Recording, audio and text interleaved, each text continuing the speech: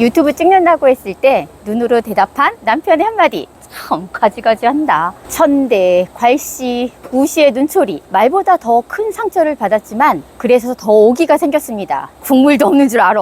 내 인생을 깊이 파고드는 제2의 인생 도전기를 위한 디깅러로서 무엇부터 시작해볼까 고민을 좀 해봤는데요. 디깅러란 단어는 2020년 트렌드 코리아에서 봤는데 특정 분야나 취미에 깊이 파고들어 탐구하고 몰입하는 사람을 의미한다고 합니다. 새로운 도전에 대한 두려움부터 파고들어 해결해 보려 합니다. 새로운 도전을 하면 두려움을 나만 느끼는 건가? 보통 사람들도 새로운 도전에 두려움을 느낄까? 너무 궁금해졌어요.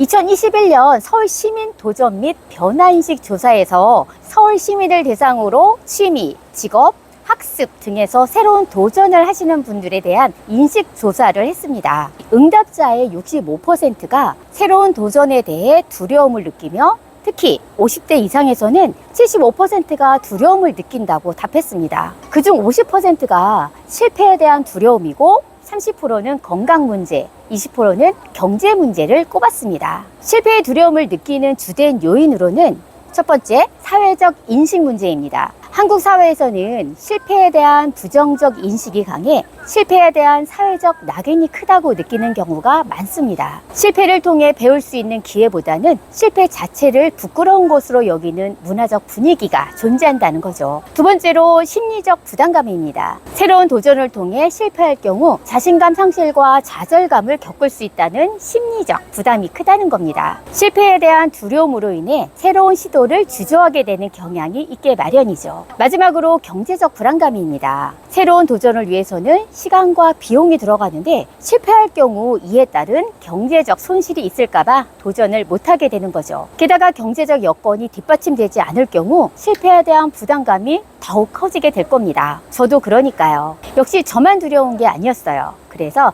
두려움의 원인과 극복할 수 있는 방법을 제 나름대로 정의 내려봤어요. 제가 정리한 게 여러분들께도 도움이 되었으면 하는 마음에 공유드립니다.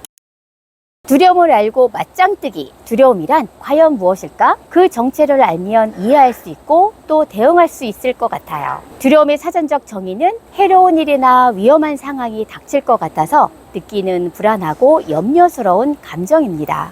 심리학 및 범죄학 분야에서는 약자로 False Evidence Appearing Real 이렇게 사용되는 단어입니다. 사실처럼 보이는 잘못된 근거라는 거죠. 풀이에 말하자면 두려움이란 사실처럼 보이는 잘못된 근거, 사실이 아닌데 사실처럼 보이게 하는 거짓인 거죠. 뇌에 위험을 감지하는 편도체라는 기관이 있대요. 우리 몸에 위험 신호를 빠르게 보내는 방법과 느리게 보내는 두 가지 방법이 있다고 합니다. 편도체를 직통으로 통과해 알림을 울리면 빠르게 보내게 됩니다. 반면 대뇌 피지를 통과하면 내가 무엇 때문에 놀랐는지, 얼마나 위험한 상황인지 살피며 알람을 보내는 거죠. 모든 감정들과 같이 두려움도 우리에게 어떤 정보를 전달하려고 하는 신호입니다. 이것을 이해하고 두려움을 통해 우리 자신에 대해 알아간다면 두려움을 다루는 능력을 키울 수 있을 겁니다. 더 이상 두려움을 새로운 도전의 걸림돌로 보지 않고 저의 지속적인 성장의 기반으로 삼으려 합니다. 두려움 때문에 포기하기엔 모든 일이 억울하지 않을까요?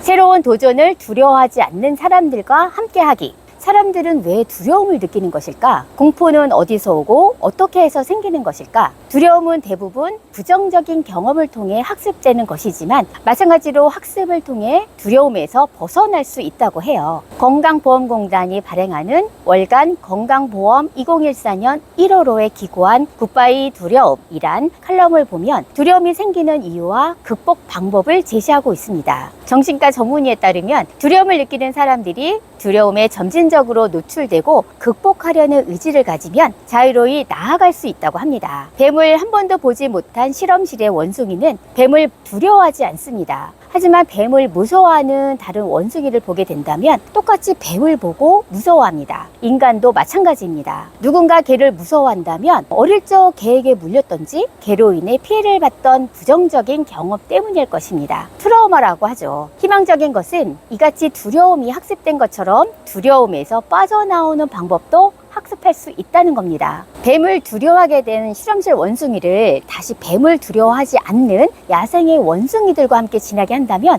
다시 뱀을 두려워하지 않게 된다고 합니다. 아이들에게 적용한 사례로 주사를 무서워하는 아이들이 주사를 잘 맞는 아이들의 모습을 보면 두려움을 극복할 수 있다고 합니다. 두려움을 극복하기 위해 제가 실천할 수 있는 한 가지 방법은 새로운 도전을 두려워하지 않는 사람들과 함께하는 거죠. 원숭이 실험에서 확인할 수 있듯이 다른 사람의 행동을 관찰하고 모방하는 것은 두려움을 극복하는 데 큰 도움이 됩니다. 두려움을 극복하고자 하는 사람들이 두려움을 느끼지 않는 사람들과 함께 새로운 도전을 시도한다면 그들의 모습을 보고 배우면서 점차 자신감을 얻을 수 있습니다. 따라서 두려움을 극복하고자 하는 사람들은 새로운 도전을 두려워하지 않는 사람들과 어울리며 그들의 행동을 관찰하고 모방함으로써 자신감을 기를 수 있습니다. 이를 통해 점진적으로 두려움에서 벗어나 자유로운 삶을 살아갈 수 있을 것입니다. 저도 처음에는 아무것도 모르는 내가 과연 유튜버가 될 수 있을까 고민했는데 안 해봤으니 당연히 겁나고 두렵지 않겠어요? 배우면 못할 게 뭐가 있어? 하고 마음만 살짝 바꿨을 뿐인데 용기가 샘솟는 기분,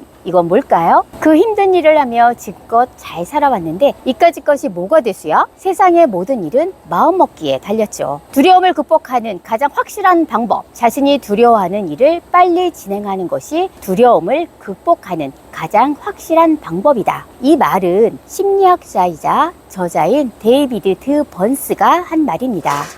데이비드 드 번스는 대표적인 인지행동치료 전문가로 그에 져서 기분 처방전에서 이 내용을 언급했습니다.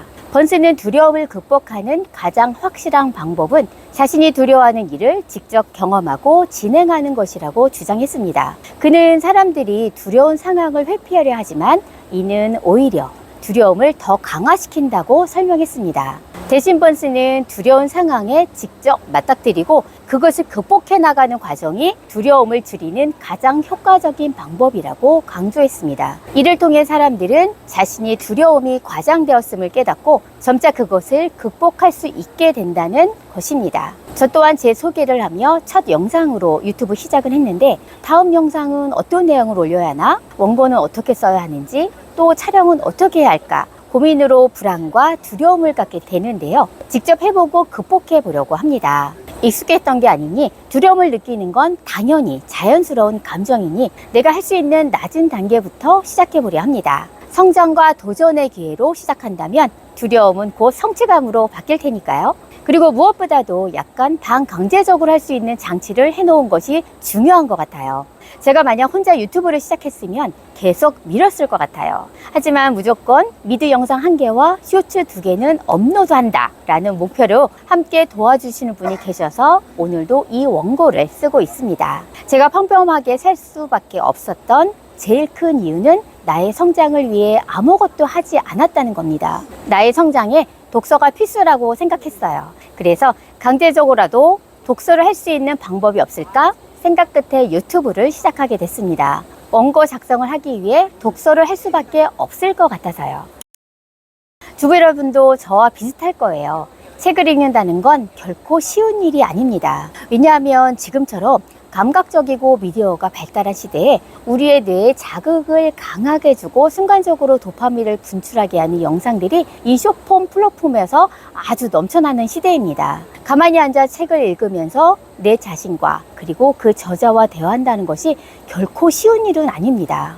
또한 우리가 고르는 책이 과연 나의 인생에 어떤 영향을 미칠까 의심도 됩니다. 그리고 인생에 중요한 책인지를 알고 고르기도 쉽지 않을 뿐 아니라 그 책을 나만의 것으로 소화한다는 것은 더더욱 쉬운 일이 아니기 때문입니다. 하지만 원고 작성을 위해서라도 반강제적으로 책 읽기를 할 수밖에 없는 환경을 만들어야 했습니다. 꼭 해야 한다는 마음이 생기니 방법을 찾게 되는 것 같아요. 단순히 책만 읽는 것이 아니라 독서 습관을 기르는 환경을 만든 거죠. 다양한 장르와 주제에 맞는 책, 특히 저는 건강 강의 전문 강사가 꿈이라 건강 관련 책을 다양하게 읽으면서 메모하고 분석하는 습관을 기를 것입니다. 그 다음 전문 지식을 쌓기 위해 관련 분야에 심도 있게 공부도 할 것입니다. 시간과 노력이 필요하므로 인내심을 갖고 집중한다면 전문성을 갖춘 유지원이 될 수 있다고 자신합니다.